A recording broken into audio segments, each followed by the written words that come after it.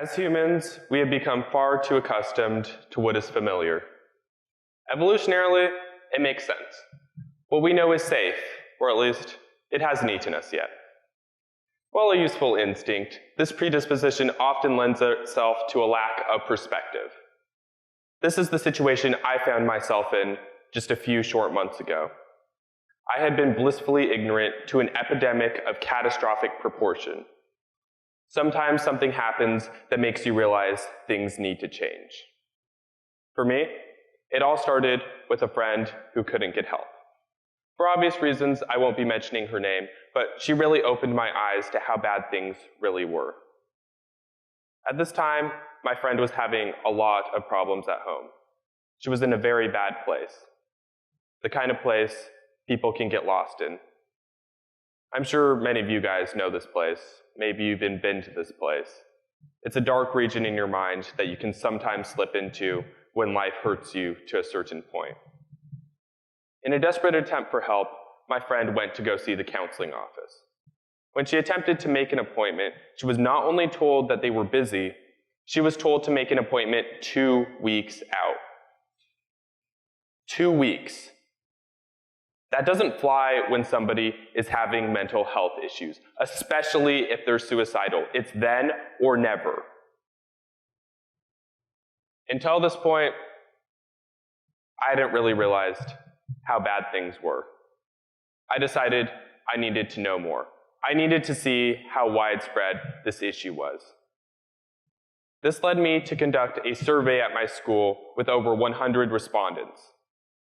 I wanted to not only determine how prevalent mental health issues were at my school, but how much trust students had in the counseling office.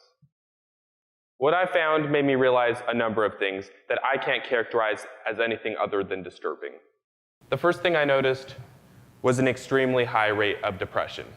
44%. That's almost half the school. Similarly, 43% of students report being bullied at Glencoe High School. If that wasn't bad enough, 39% of Glencoe High School students have experienced suicidal thoughts, and 11% have experienced a sexual assault. We have to be better than these numbers. Any alternative is chaos. My research was twofold. The second part of my survey sought to put numbers to my friends' experiences. It looked at how much trust people had in the counseling office. This was to further clarify the problem.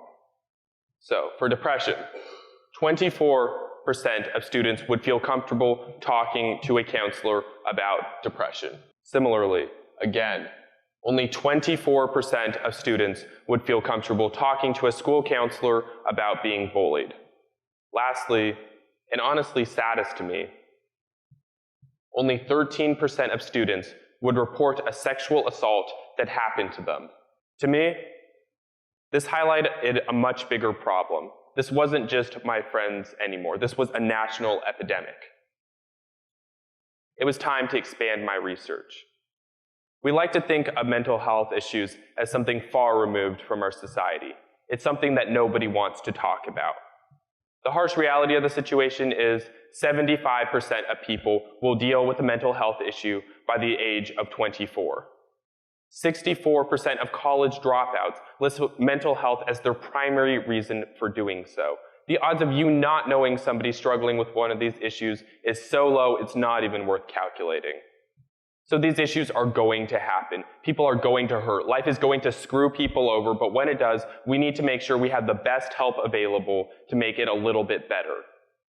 This leads me to a shocking realization I made while delving further into this topic. In the state of Oregon, there are no mandated student-to-counselor ratios. This means you could have a school with 1,000 students and one school counselor. Personally, at my school, it's 1 to 375. There's absolutely no federal standard on whether you even need a school counselor. It is important not to make the mistake of blaming the counselors in this situation. They're extremely overworked and very busy. The problem more lies within legislation, or the lack thereof. On a governmental front, we need to get federal ratios put into place. Every school should be required to have an adequate student-to-counselor ratio. No more make an appointment in 2 weeks. This needs to stop. We also need to stop using school counselors for event planning. It just takes resources away from things that could be used to help kids, and that's what they are there for. These 2 changes could go a long way. But as with most things, everything can't be solved through legislation. It certainly helps, but the root problem lies within us, which means we have power over it. We can change it. Our society has become increasingly isolated and polarized. It's tearing people apart, and mental health is just one of the many casualties in this cultural change. We need to fight that. We need to be more involved in our individual communities. We need to reach out to people and realize they might be going through something unimaginable. Think of how many people are being bullied right now.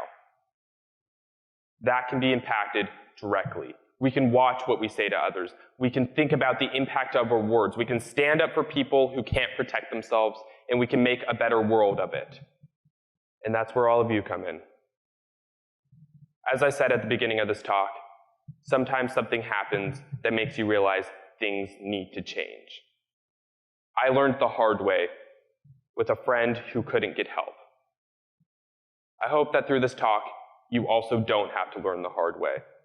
Because at the end of the day, what changes is up to all of us. Real change comes in subtle things, like how we treat each other and how we present ourselves from day to day. So the questions we have to ask ourselves are, what will I do?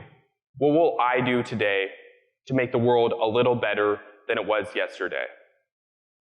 If somebody does something every day to make the world a little better than they found it, we can accomplish something truly amazing. So what little change will you do today to make the world a little bit better?